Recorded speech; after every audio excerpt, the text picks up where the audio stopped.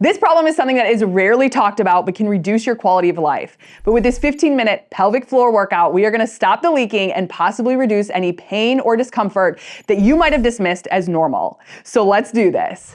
Today we have Becca, aka Pelvic Floor Mama, here with us for our workout, and I could not be more excited. So Becca, why don't you tell us about yourself? Yes, I am pelvic rehab certified, and I help mamas, pregnant and postpartum, deal with pelvic floor issues to have a better quality life, and I'm so excited to do this workout today. I'm so excited. This is going to be a workout that you can do on the regular to help strengthen your pelvic floor, increase your mobility in your pelvic floor, which who knew is actually super important. But again, we're going to learn all about that. So let's get right into our workout. We're going to start with breathing. And as we go through the breathing, Becca is going to kind of explain what we should be feeling and how this should go. So here we go.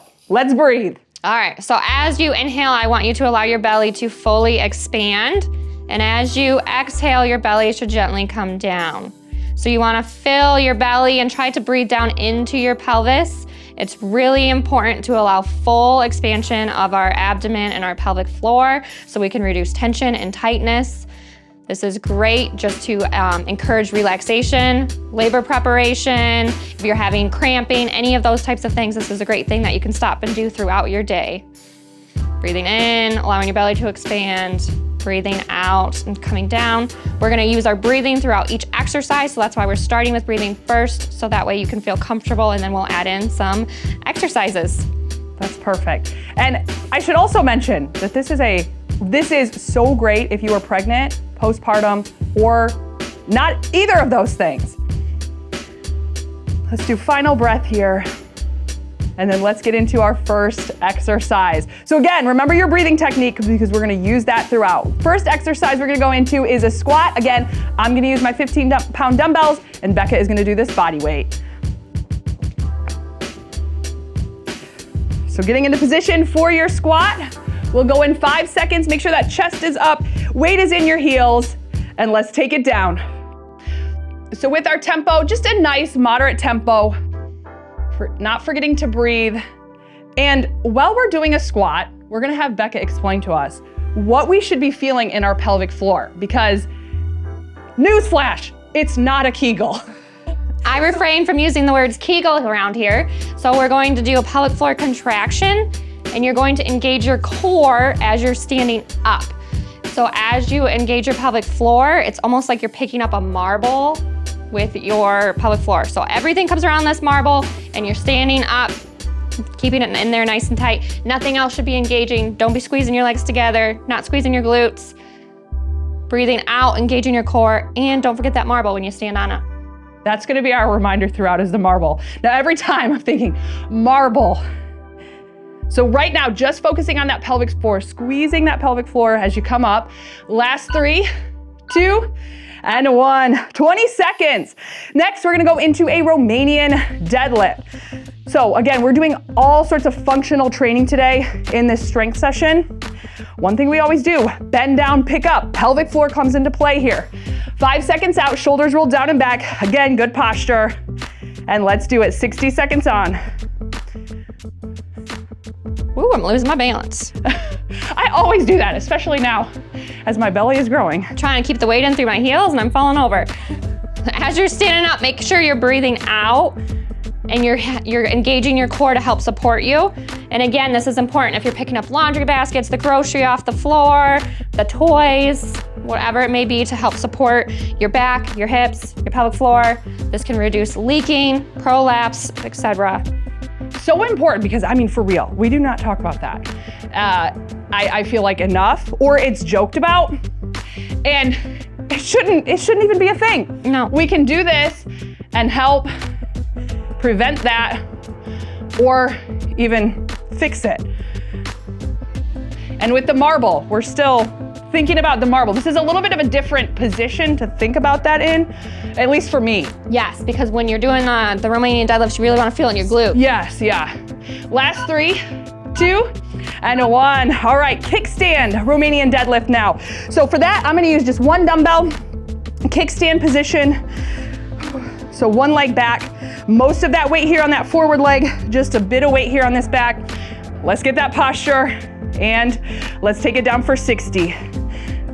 So this is really good, especially if you are pregnant and you're having some pain, like in the pubic area, pubic symphysis, because you're working on that stability to help support your pelvis, but you're not aggravating that area. So single leg is really good to focus on the glute. Make sure you're breathing out as you stand up and engage your core. I will tell you that the pain there for me as I'm pregnant, that is something that I'm struggling with, but including these types of things has been so helpful. So if you've ever felt that when you're like walking up the stairs or just feels like everything's about to just Fall out. split in half. Those are about the same words that I use. This has been so helpful for that. So just know if you're having any of those feelings, there is help for you. You can feel good during your pregnancy. Isn't that like such a relief? Last 3, 2, and 1. Whew. Switching it over to the other side now. So same thing, other foot forward. Most of that weight here on that forward foot. Nice straight spine, shoulders rolled back. If you're using a dumbbell, keeping it close to your body. 5 seconds we go. Here's 3, 2, and let's take it down. What I think is so awesome is the fact that, I mean, one of the biggest things when I met Becca, I was so excited that she was so into form for the exercises. And we also talked about that mind-muscle connection. So even here, without that dumbbell, I mean, you're still feeling it. And the biggest thing is breathing. Think about that pelvic floor squeeze. Where's your marble? I said we're just gonna have to remember that the whole time. Where's your marble?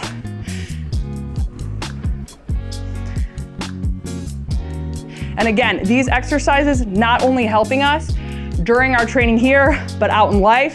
Because I would say too, your biggest thing is you want people to build that strength, not just so their workouts are easier or they can lift more weight, but so that they can be stronger and enjoy life even more. And that's like my biggest thing. Absolutely. Functionality, no matter if you're pregnant, postpartum, trying to conceive, whatever it may be. 3, 2, counting down. Keeping that going.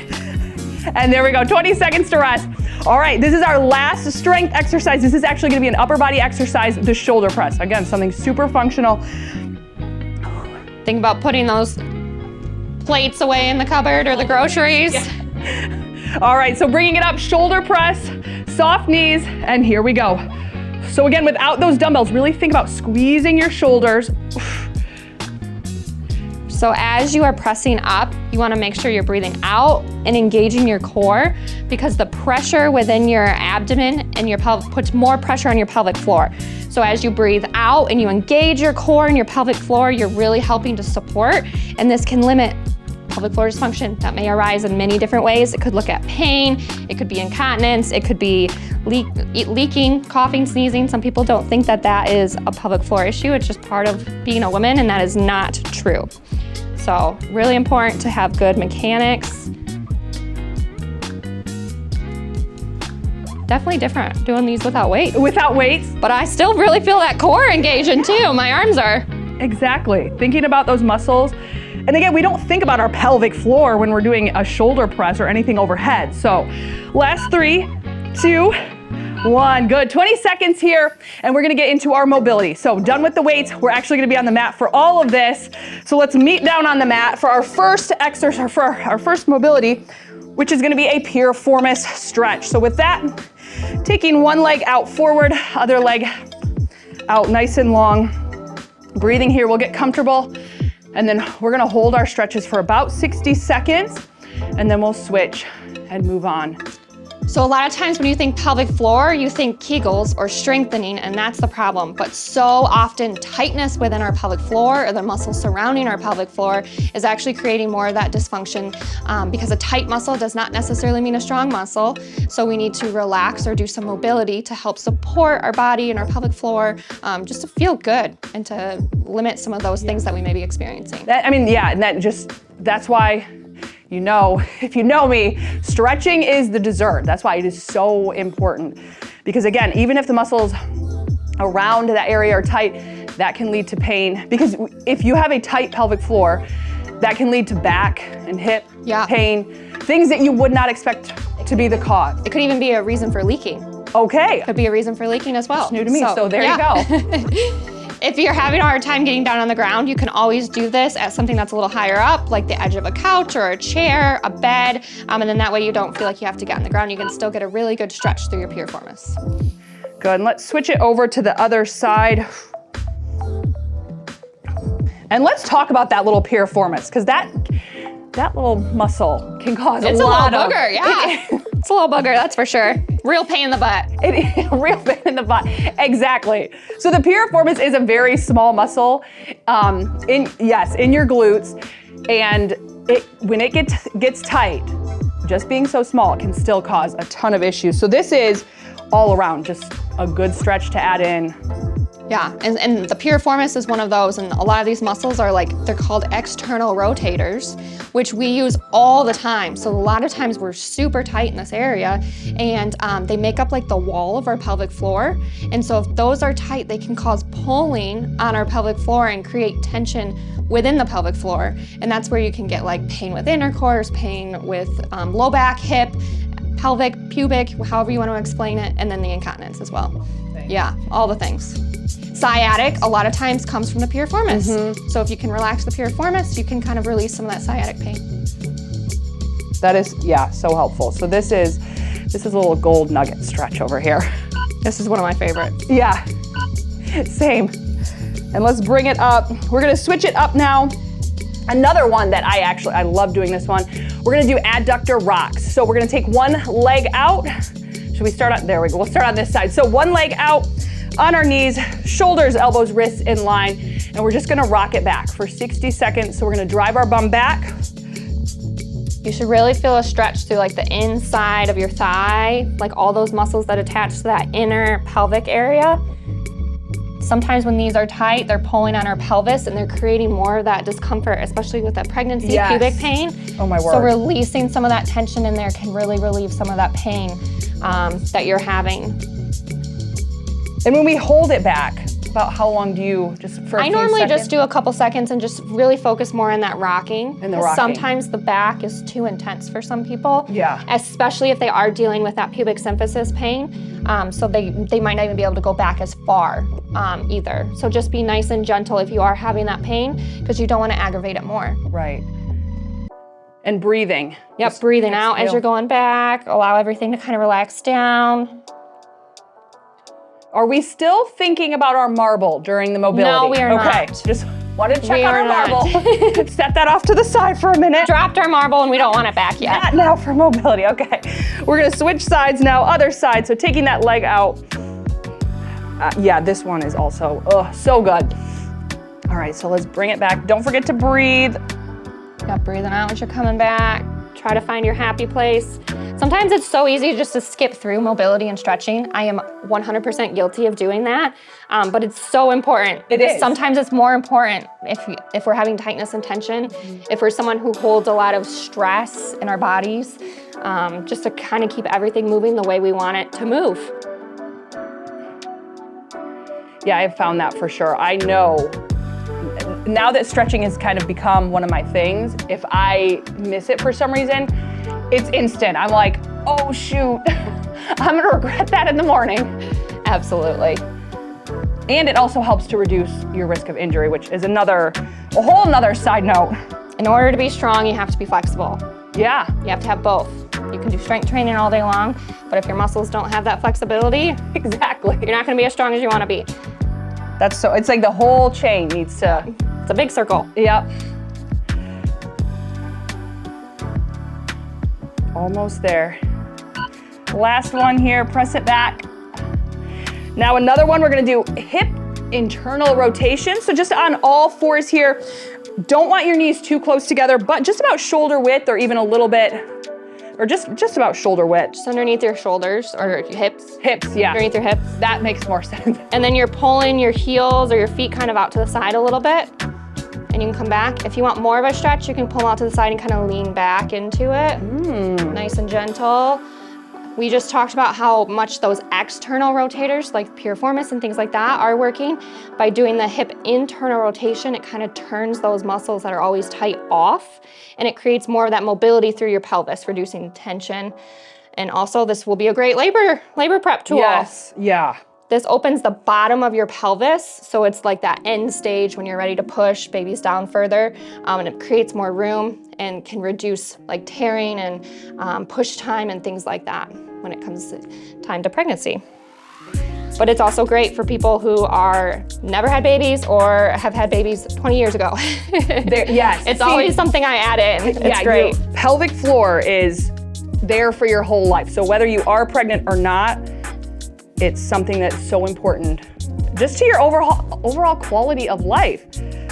Last 3, 2, and 1. Are we on our last one already? We are. That was the quickest thing. I'm sad. I don't want it to be over. We're gonna do a press back from here. So kind of opening up those legs, we're gonna drop the bum down and just press back, feeling that all through the back. This is just a nice one to relax on. And Becca, you have so much information and you've shared so much with us here, but I know you have way more information over on your Instagram, your TikTok, your Facebook.